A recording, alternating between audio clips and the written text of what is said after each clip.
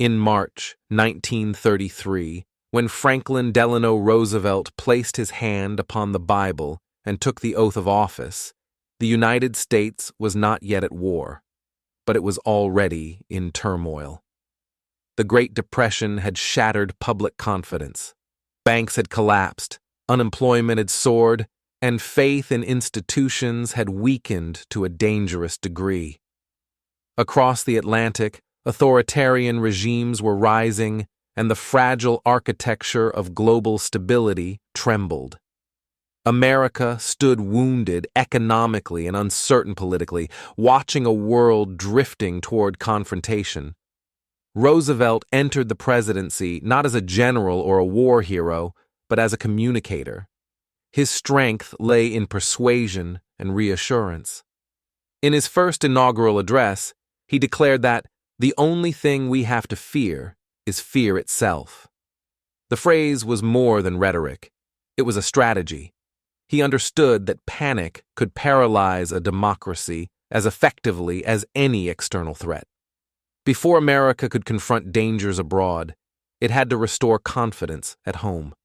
The New Deal programs that followed were not designed with global war in mind, yet they reshaped the federal government's capacity to mobilize resources.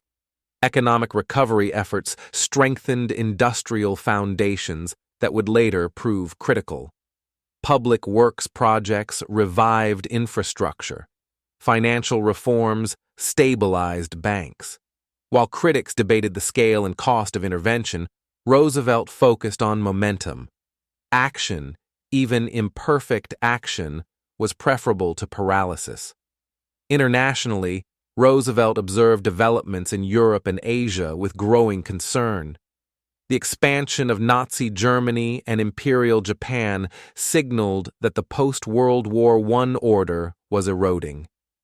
Officially, the United States maintained a posture of neutrality, reflecting strong isolationist sentiment among the American public.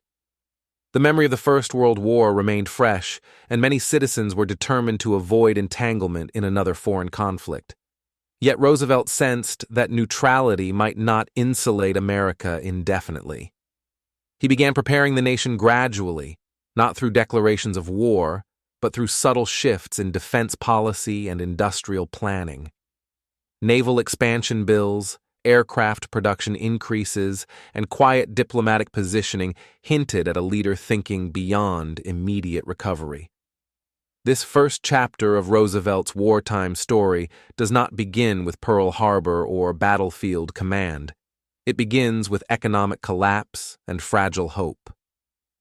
Before he could lead America through global war, Roosevelt had to rebuild its confidence and capacity. The storm gathering overseas would eventually demand extraordinary decisions. But first, the nation needed steadiness. In restoring belief in democratic resilience during economic crisis, Roosevelt laid the groundwork for the leadership that would later define America's role in World War II. The path to global engagement began not with gunfire, but with a voice over the radio, promising renewal. In the early years of his presidency, Franklin D. Roosevelt mastered a medium that would redefine political leadership in the 20th century: radio. While newspapers debated policy and political opponents criticized his reforms, Roosevelt spoke directly to the American public through what became known as his Fireside Chats. These broadcasts were intimate, measured, and carefully crafted to reduce distance between the presidency and ordinary citizens. At a time when economic despair threatened national cohesion, his voice became a stabilizing force. The setting was deceptively simple. There were no cheering crowds or grand parades, only a microphone, a quiet room, and millions of listeners gathered around their radios. Roosevelt understood that tone mattered as much as content. He spoke conversationally, explaining complex banking reforms or emergency measures in language designed to be understood in kitchens and living rooms across the country. The effect was profound. Trust, once fractured, began slowly to rebuild. Beyond domestic reassurance, these broadcasts also prepared the nation psychologically for global developments. As tensions mounted in Europe during the late 1930s, Roosevelt used carefully chosen language to describe threats without provoking panic. He did not yet call for war. Instead, he framed American security as interconnected with world stability. The isolationist instinct remained strong, but Roosevelt's words planted the idea that distance alone could not guarantee safety. The Fireside Chats revealed Roosevelt's central wartime strength: communication as strategy. He did not command armies in the field, but he commanded attention at home. In democracies, morale is not imposed. It is earned. Roosevelt earned it through consistency and clarity. His calm delivery during moments of uncertainty projected confidence, even when the future was unclear. As Europe moved closer to conflict in 1939, Roosevelt faced the delicate task of strengthening American preparedness without alienating voters wary of foreign entanglements. Defense spending increased incrementally. Industrial capacity expanded quietly. The president avoided inflammatory rhetoric, preferring gradual persuasion over confrontation. His leadership style relied on patience, a steady shaping of public opinion rather than abrupt reversal. In these pre-war years, Roosevelt refined the skills that would prove essential once war erupted. He cultivated unity without suppressing dissent. He fostered resilience without denying risk.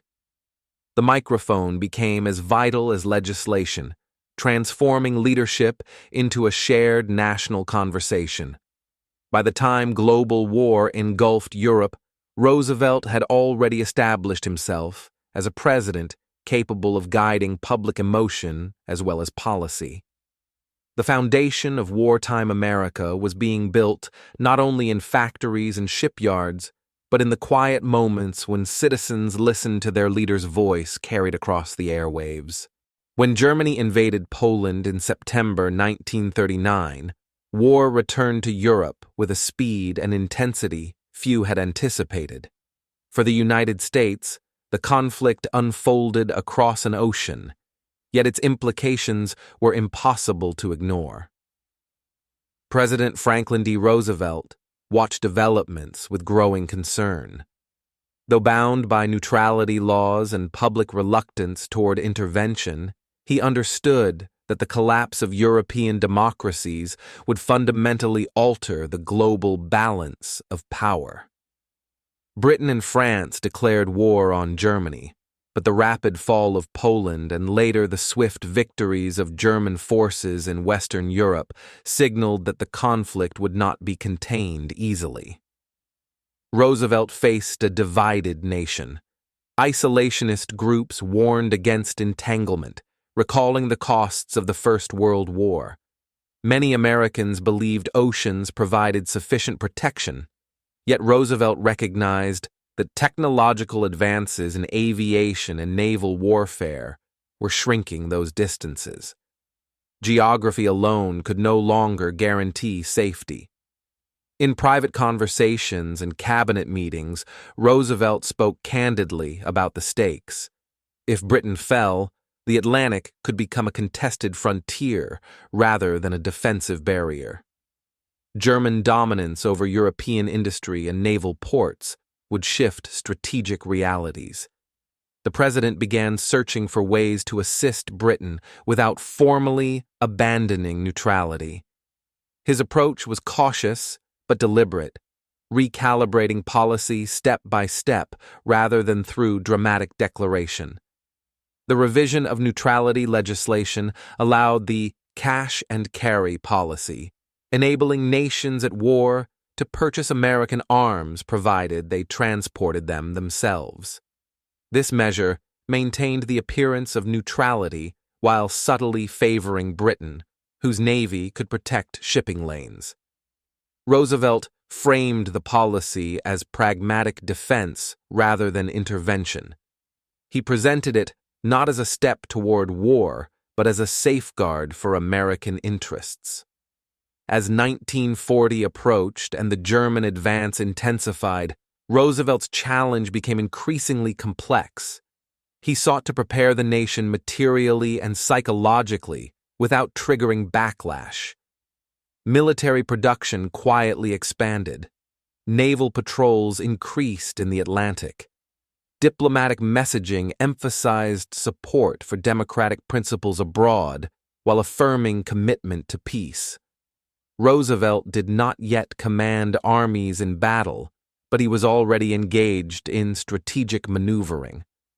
The storm raging overseas demanded foresight. His leadership during this period balanced public caution with private urgency. America was not at war, but it was no longer untouched by it. By 1940, the collapse of France and the isolation of Britain forced Franklin D. Roosevelt to confront a reality that could no longer be managed through cautious neutrality alone. Nazi Germany now dominated much of continental Europe.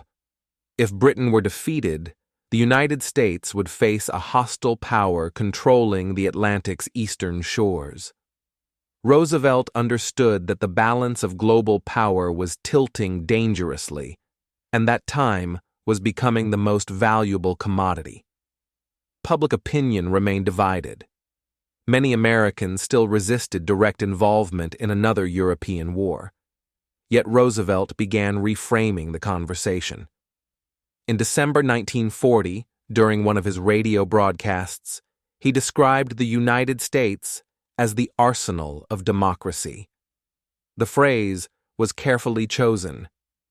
It did not call for American soldiers to fight overseas.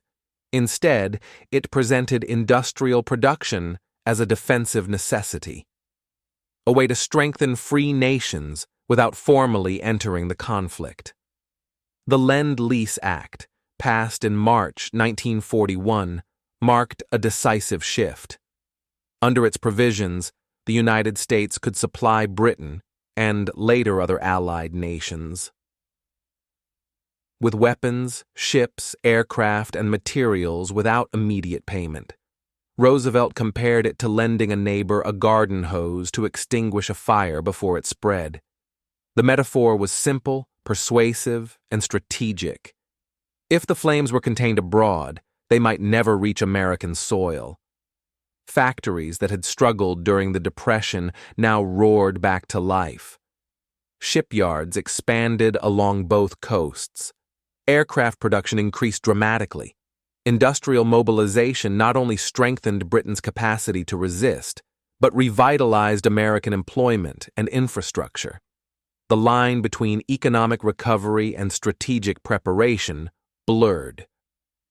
Roosevelt had effectively positioned the nation as an indispensable supplier in a war it had not yet formally joined. German U-boats intensified activity in the Atlantic, targeting supply convoys. Naval patrols grew more assertive, and incidents at sea increased tension. Though war had not been declared, hostilities edged closer. Roosevelt navigated this gray zone carefully, reinforcing defenses while avoiding overt provocation. His leadership during this phase required balancing public patience with private urgency. The arsenal of democracy was more than a slogan. It was a strategic pivot. Roosevelt recognized that industrial strength could shape the outcome of global conflict long before American troops entered battle. By mobilizing factories instead of divisions, he shifted the nation toward engagement without abrupt rupture. As 1941 progressed, the distance between neutrality and involvement narrowed. Roosevelt had prepared the machinery of war without yet committing the country to it. The storm gathering overseas was intensifying, and America's factories were already humming in anticipation. On the morning of December 7, 1941, The fragile balance Franklin D. Roosevelt had tried to maintain collapsed in a matter of hours. Japanese aircraft swept across the skies above Pearl Harbor, striking the U.S. Pacific Fleet with devastating precision. Battleships burned in the harbor. Sailors scrambled through smoke and fire. Communication lines struggled to keep pace with unfolding chaos. For a nation that had hoped to remain distant from global war, the illusion of insulation ended abruptly. News of the attack reached Washington quickly. Roosevelt grasped the magnitude of the moment. This was not a border skirmish or diplomatic crisis. It was a direct assault on American territory and sovereignty. The following day, he addressed Congress and the nation, describing 7th December as a date which will live in infamy. The speech was concise, deliberate, and unmistakable in its purpose. He did not call for retaliation and anger. He called for unified defense. The address lasted only minutes, yet it reshaped history. Isolationist arguments dissolved almost overnight. Public opinion shifted from hesitation to resolve. Congress declared war on Japan with overwhelming support. Days later, Germany and Italy declared war on the United States, transforming the conflict into a fully global struggle. Roosevelt now led a nation at war on two vast fronts, the Pacific and Europe. The president's role changed instantly. No longer navigating the margins of neutrality, he commanded a rapidly expanding military apparatus. Mobilization accelerated beyond anything previously imagined. Factories converted to wartime production at extraordinary speed. Shipbuilding intensified. Aircraft output multiplied. Millions of Americans entered military service or defense industries.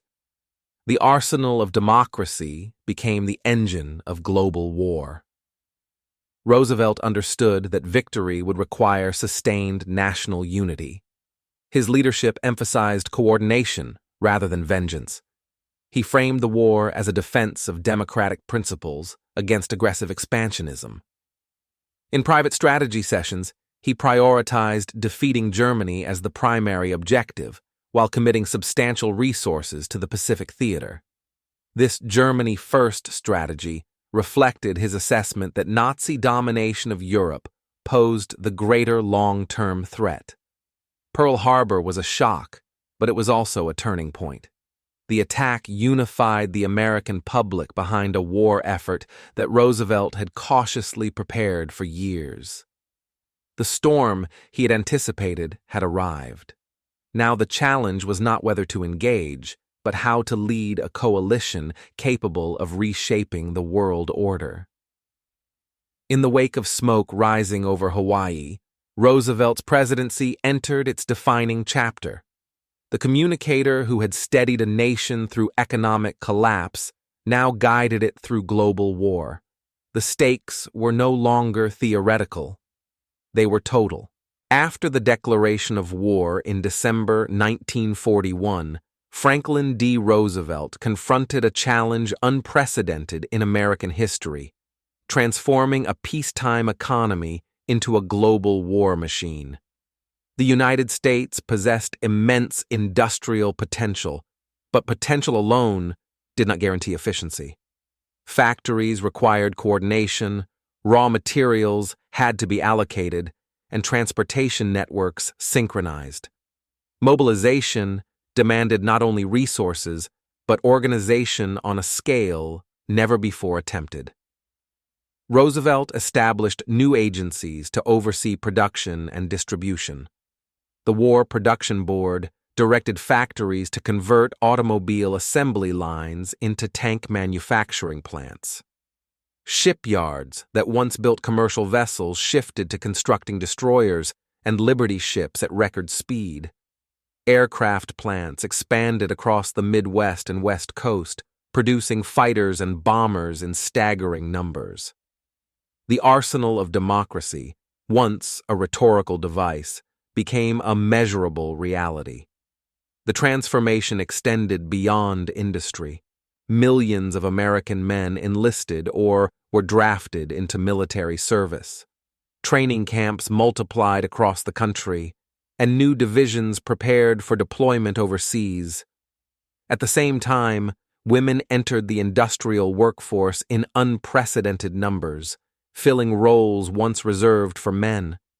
Posters encouraged participation, and civilian life adjusted to rationing and conservation.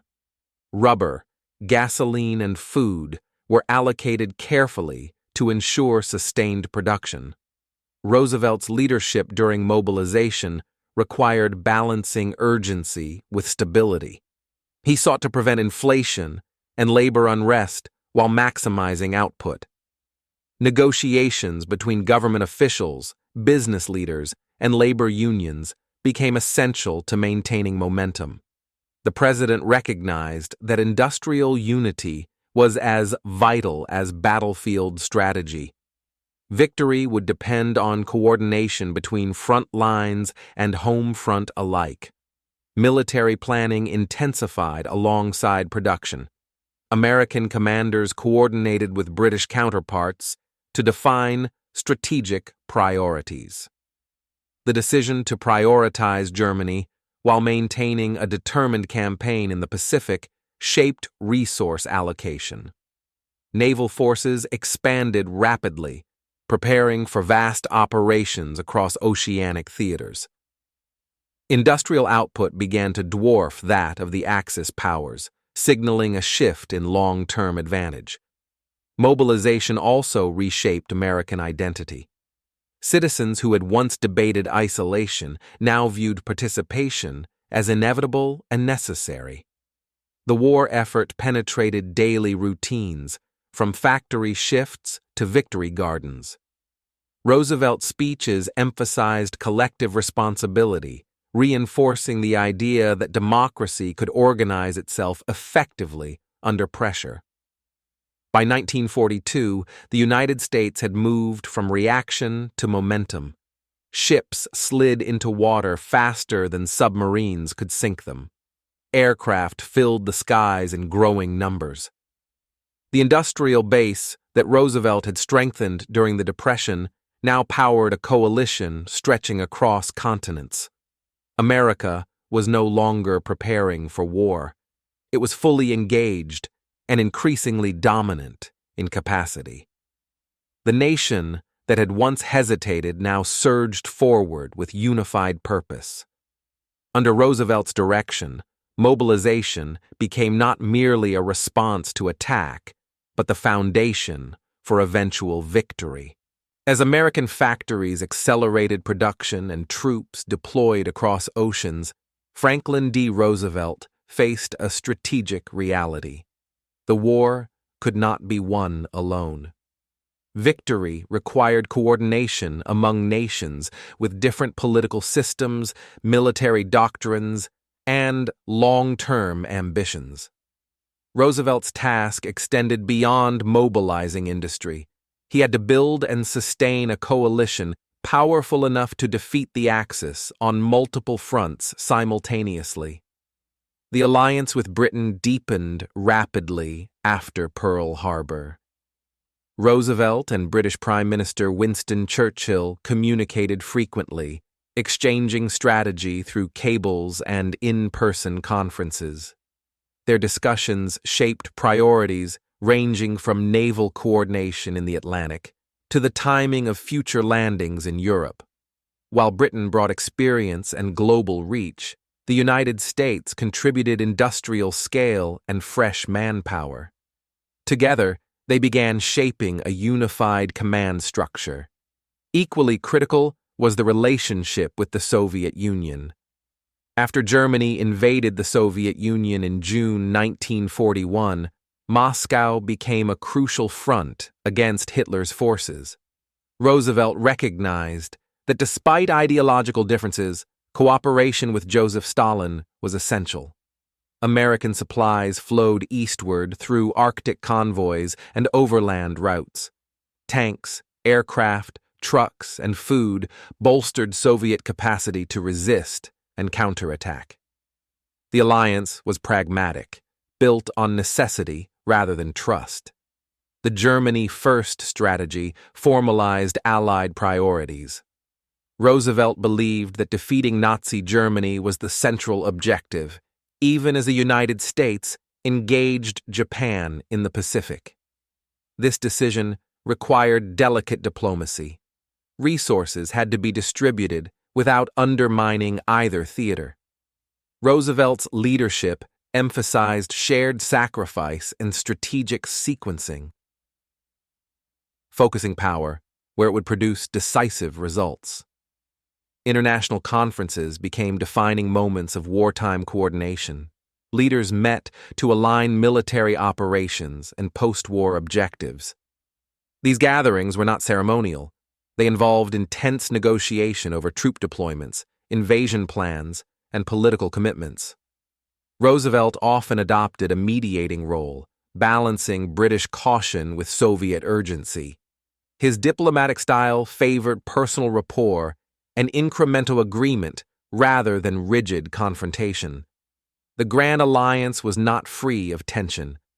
Differences in ideology, military priorities, and visions for post-war Europe surfaced repeatedly. Yet Roosevelt understood that unity during war took precedence over unresolved disagreements about peace.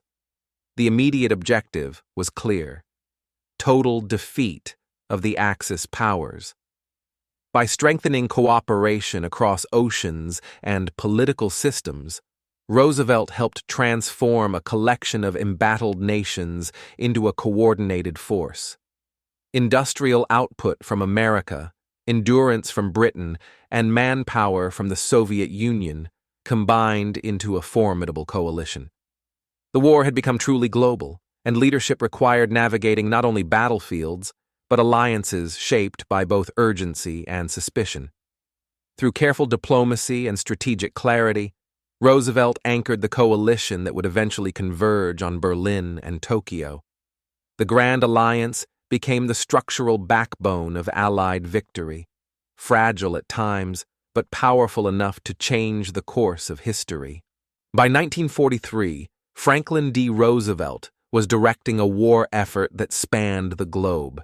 The United States was engaged in simultaneous campaigns across the Pacific and Europe, two vast theaters separated by thousands of miles, yet connected by strategy and supply.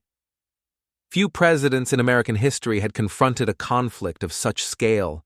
Decisions made in Washington reverberated from North Africa to the Solomon Islands, from the Atlantic convoys to the jungles of New Guinea.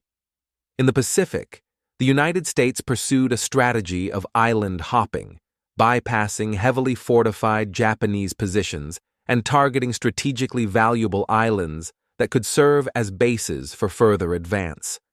Naval power proved decisive. Aircraft carriers replaced battleships as the center of maritime warfare, projecting air superiority across enormous distances. Victories at Midway and Guadalcanal shifted momentum, demonstrating that Japanese expansion could be halted and reversed. Meanwhile, in Europe, American forces fought alongside British and other Allied troops in North Africa and later in Italy. These campaigns tested coordination, logistics, and endurance.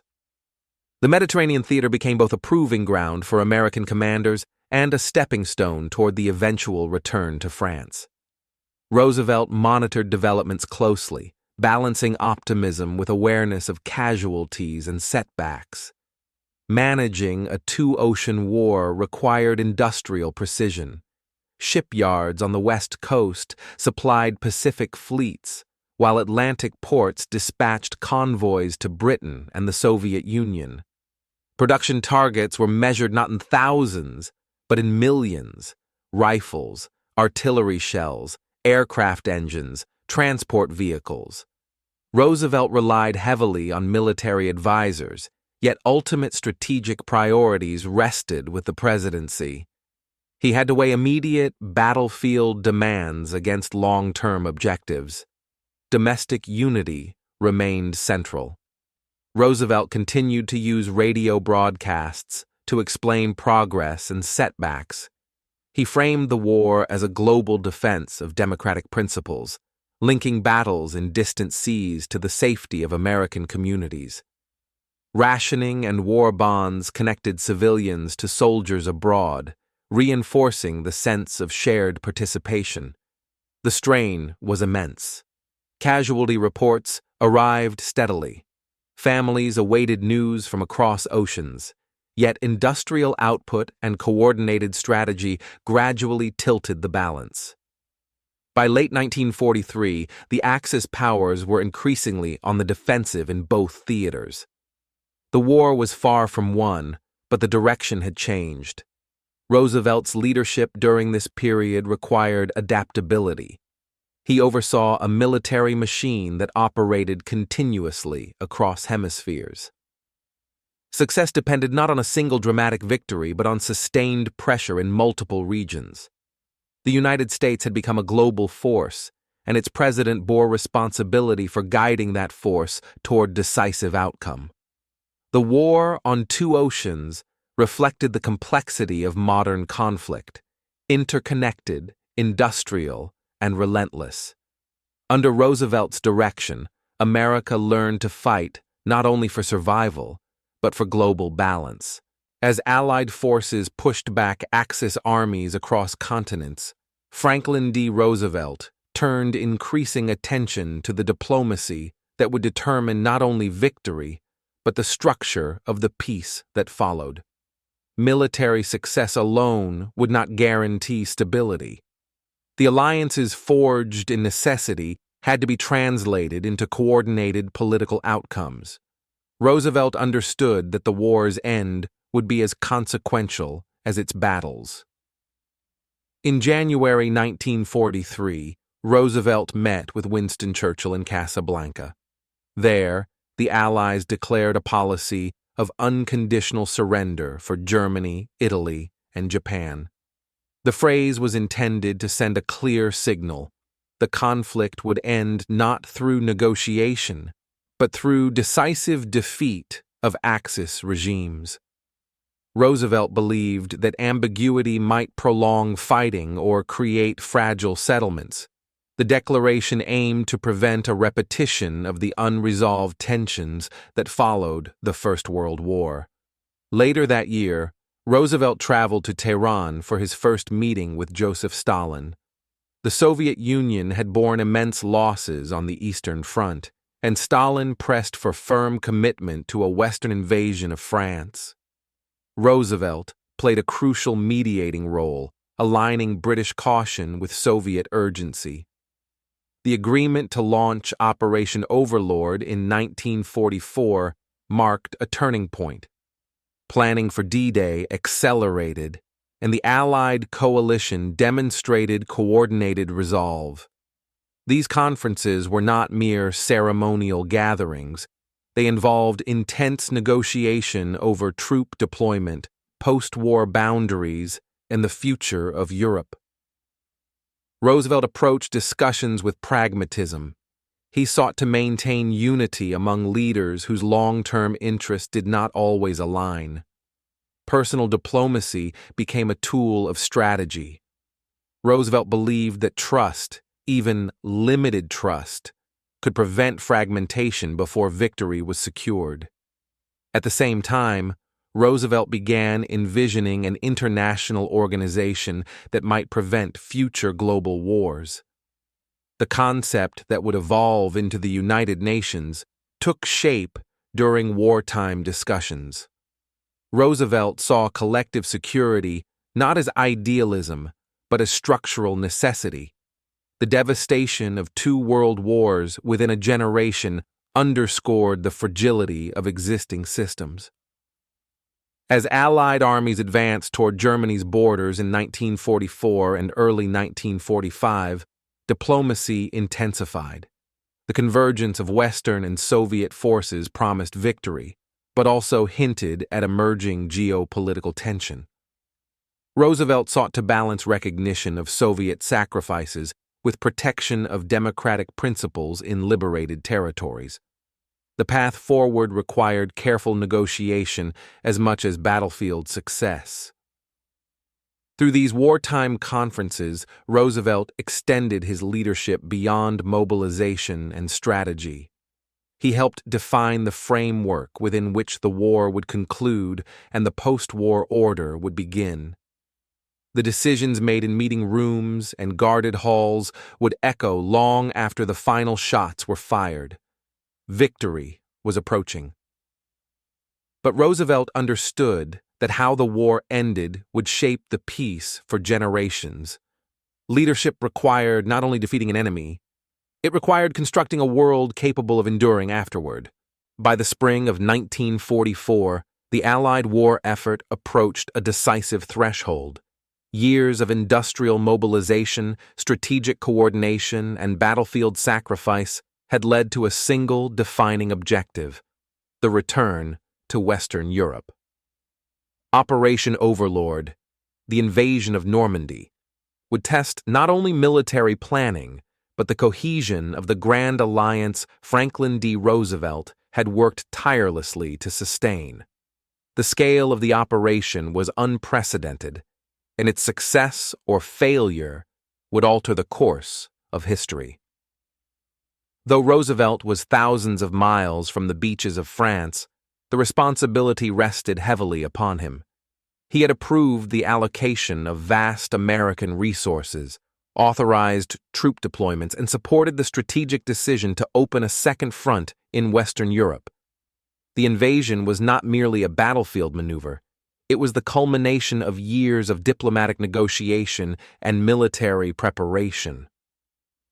On the night of June 5, 1944, as Allied forces prepared to cross the English Channel, Roosevelt addressed the nation in a radio broadcast framed as a prayer. His words were solemn rather than triumphant. He asked Americans to join him in seeking strength for our sons, pride of our nation, who would face immense danger. The tone reflected his leadership style, composed, moral, and unifying. He avoided grand spectacle, choosing instead to reinforce shared purpose. When news arrived that landings had begun on the beaches of Normandy, Roosevelt monitored developments closely. Reports were incomplete and often contradictory. Casualties mounted. Weather complicated operations. Yet footholds were established and reinforcements followed. The invasion did not produce instant breakthrough, but it signaled irreversible momentum. American, British, and Canadian troops were once again on the continent from which they had been excluded in 1940. Roosevelt understood that D-Day represented more than tactical success. It demonstrated the maturity of American military capacity and the strength of Allied cooperation. The United States had transitioned from cautious observer to central architect of liberation. Industrial power had translated into operational force. The arsenal of democracy was now active on European soil. At home, Americans followed reports with anxiety and pride. Families awaited letters and casualty lists. War bonds were purchased with renewed determination. Roosevelt continued to balance optimism with realism, reminding the public that the road ahead remained long and costly. The invasion was a beginning, not an end. In approving and supporting the return to Europe, Roosevelt assumed a historic burden. The success of D-Day validated years of preparation and alliance building. It marked the moment when America's full commitment reshaped the European battlefield. Under Roosevelt's leadership, the tide of war advanced decisively toward the heart of Nazi power. By early 1945, Allied armies were advancing deep into Germany from both east and west. The end of the European war was visible, though not yet secured. Franklin D. Roosevelt, visibly weakened by years of strain and declining health, traveled to the Crimean resort of Yalta in February 1945 to meet once more with Winston Churchill and Joseph Stalin. The purpose was not to plan invasion, but to shape the peace that would follow Germany's collapse. The atmosphere at Yalta was cautious and complex. Military victory appeared inevitable, yet political trust was fragile. Roosevelt sought to maintain Allied unity long enough to secure final surrender and lay groundwork for post-war stability. Central to discussions were the future of Poland, the division of Germany, and the structure of the proposed United Nations organization. Each issue carried implications far beyond immediate victory. Roosevelt approached the negotiations with pragmatic optimism. He believed that cooperation with the Soviet Union, though difficult, was necessary to ensure lasting peace. He sought commitments from Stalin regarding free elections in liberated territories and Soviet participation in the war against Japan. At the same time, he prioritized securing agreement on the framework of the United Nations, envisioning it as a mechanism to prevent future global conflict. Critics would later debate the concessions made at Yalta. The realities of advancing Soviet armies shaped what could realistically be achieved. Roosevelt understood that military facts on the ground limited diplomatic leverage. His strategy emphasized sustaining collaboration rather than provoking rupture before Germany's surrender. He aimed to preserve the alliance long enough to complete victory and establish institutions capable of managing post-war tension. The agreements reached at Yalta reflected both aspiration and compromise. Germany would be divided into occupation zones. Plans for war crimes tribunals were endorsed. The United Nations would proceed, structured around a Security Council that included major powers. The blueprint for the post-war order was incomplete, but it represented an attempt to avoid repeating the failures that followed World War I. For Roosevelt, Yalta marked both culmination and strain. The physical toll of leadership was evident, yet he continued to project calm resolve. He believed that dialogue, even amid disagreement, offered the best hope for stability. The world emerging from war would not be simple or unified, but it might be structured enough to prevent immediate descent into chaos. Yalta stands as a pivotal moment in Roosevelt's wartime leadership. It was not a battlefield triumph, but a diplomatic crossroads. As Allied forces closed in on Berlin, Roosevelt sought to ensure that victory would transition into organized peace rather than renewed rivalry. The decisions made there would influence Europe's fate for decades to come. By March 1945, the collapse of Nazi Germany was no longer a question of possibility, but of timing. Allied forces crossed the Rhine, breaking through one of the last major natural defenses protecting the German heartland. American, British, and Canadian troops advanced steadily from the west, while Soviet forces pressed toward Berlin from the east. The machinery of the Third Reich, once expansive and confident, was disintegrating under sustained assault. Franklin D. Roosevelt followed battlefield reports from Washington with focused intensity. Though his health had deteriorated significantly, he remained deeply engaged in strategic oversight. The war in Europe, which had demanded years of industrial mobilization and alliance building, was entering its final act. The pace of operations accelerated as commanders sought to prevent prolonged resistance and minimize further loss. American forces encountered both fierce pockets of resistance and evidence of the regime's brutality in liberated territories. The liberation of concentration camps revealed horrors that underscored the moral dimension of the conflict. Roosevelt understood that the war's purpose extended beyond territorial victory. It was about dismantling a system that had inflicted devastation on a global scale. As Allied armies converged toward the center of Germany, coordination between Western and Soviet forces became critical.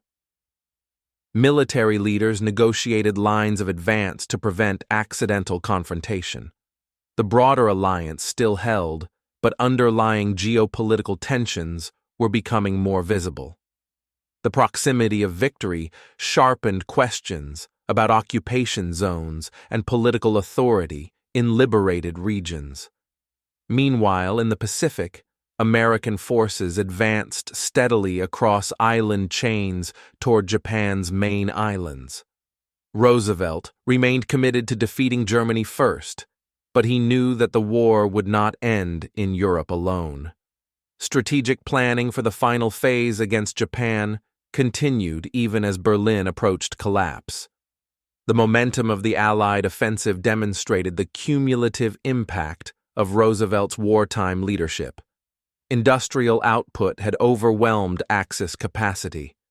Diplomatic coordination had sustained coalition unity. Military planning had matured into synchronized execution across continents. The final offensive was not spontaneous. It was the result of years of preparation and endurance. As April 1945 approached, Germany's defeat was imminent. The convergence of Allied forces symbolized the closing of a chapter that had begun with isolationist hesitation and economic recovery. Roosevelt had guided America from cautious observer to decisive participant in reshaping global balance. The war in Europe was nearing its conclusion, yet Roosevelt himself would not witness its formal end. The final offensive unfolded against the backdrop of a presidency entering its last days, a poignant intersection of national triumph and personal decline. On April 12, 1945, as Allied armies closed in on Berlin and the end of the European war seemed imminent, Franklin D. Roosevelt collapsed at the Little White House in Warm Springs, Georgia. For more than a decade, he had guided the United States through economic collapse and global war. Now, just weeks before Germany's surrender, the burden he had carried proved too great for his failing health. He died that afternoon, leaving a nation stunned. The announcement reverberated across America and throughout Allied capitals. For many citizens, Roosevelt had been a constant presence, a voice in the dark during the Depression, a steady guide through Pearl Harbor and the long years of war. His death did not merely mark the passing of a president, it signaled the loss of a leader whose tenure had become inseparable from the era itself. Vice President Harry S. Truman was sworn in within hours.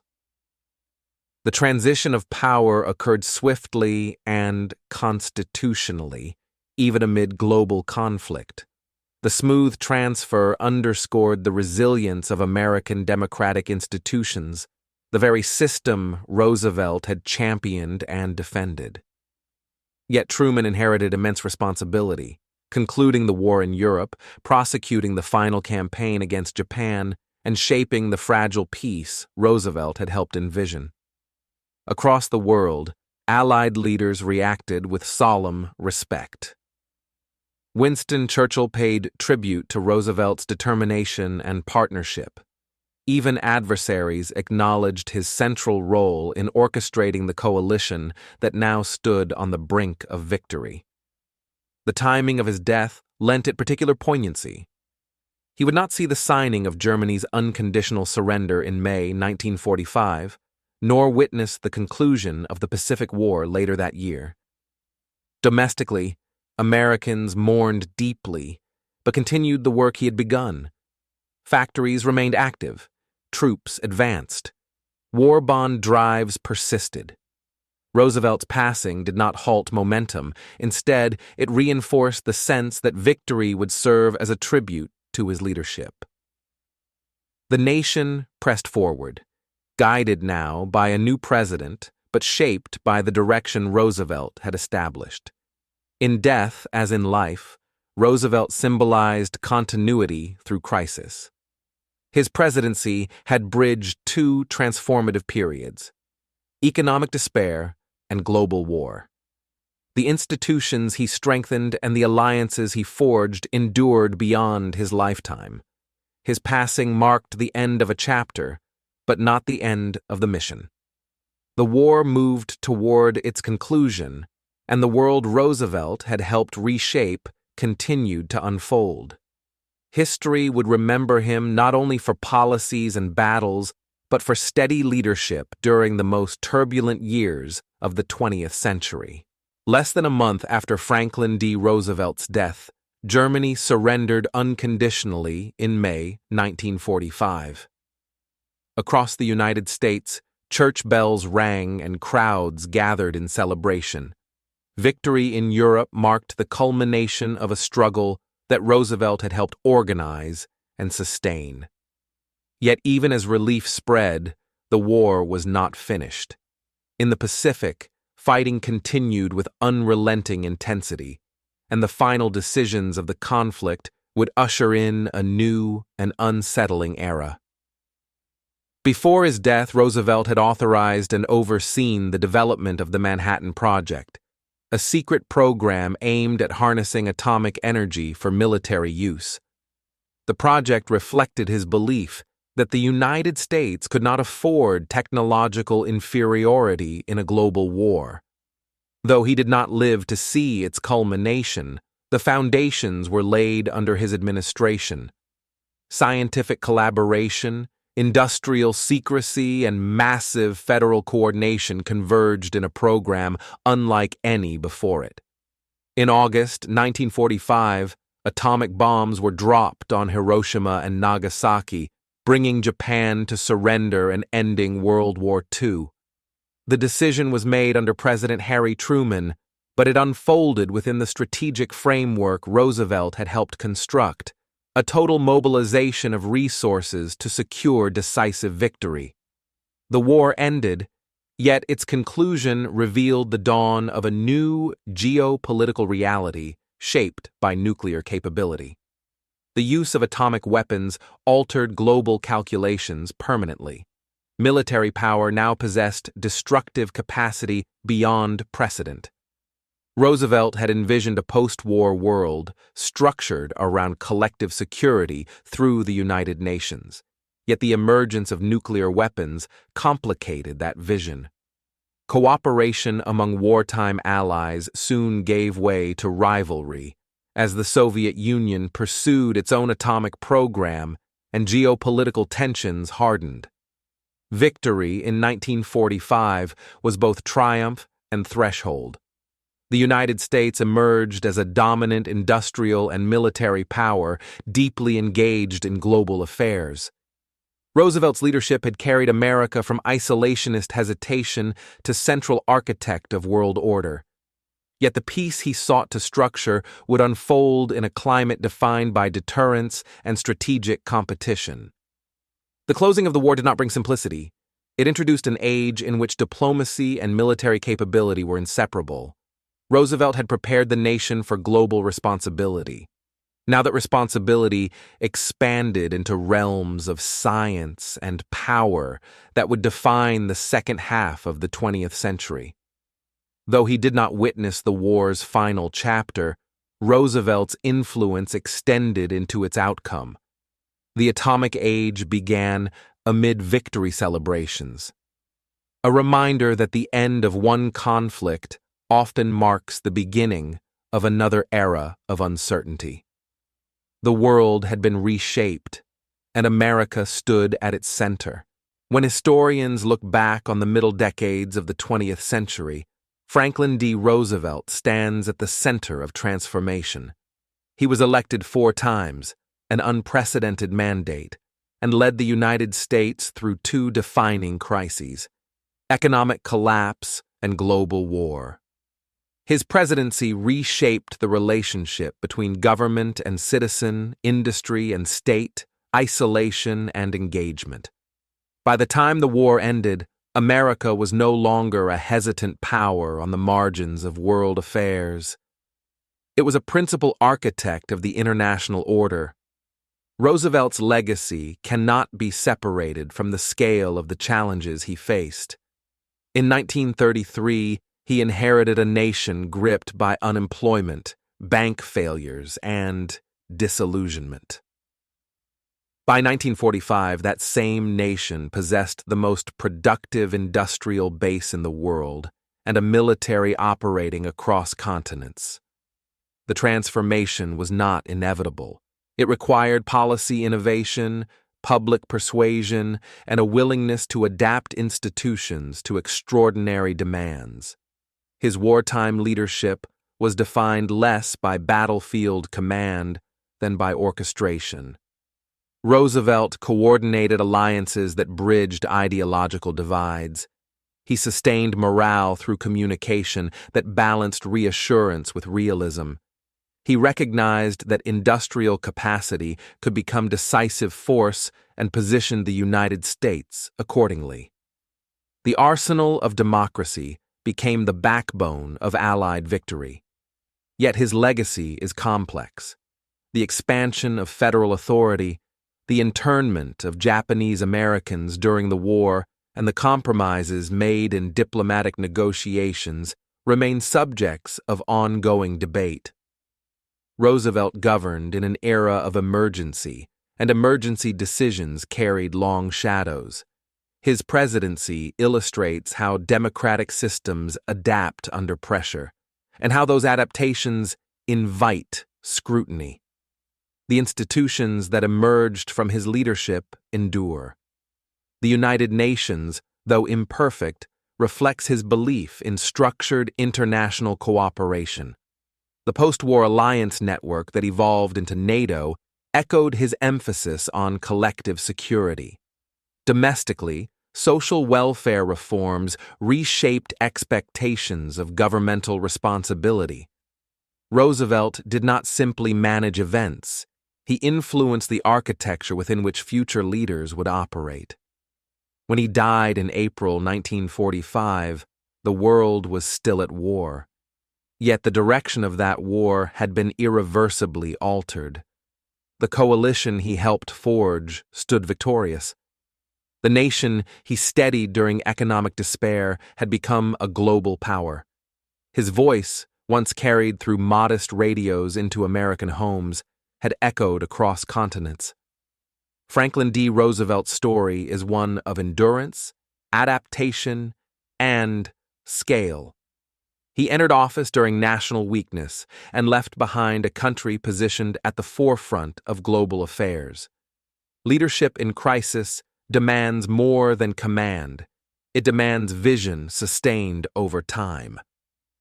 Roosevelt's tenure demonstrates how a president can shape not only events, but the framework of an era. The storm he navigated reshaped the 20th century, and the structures he helped build continued to define America's role long after the guns fell silent.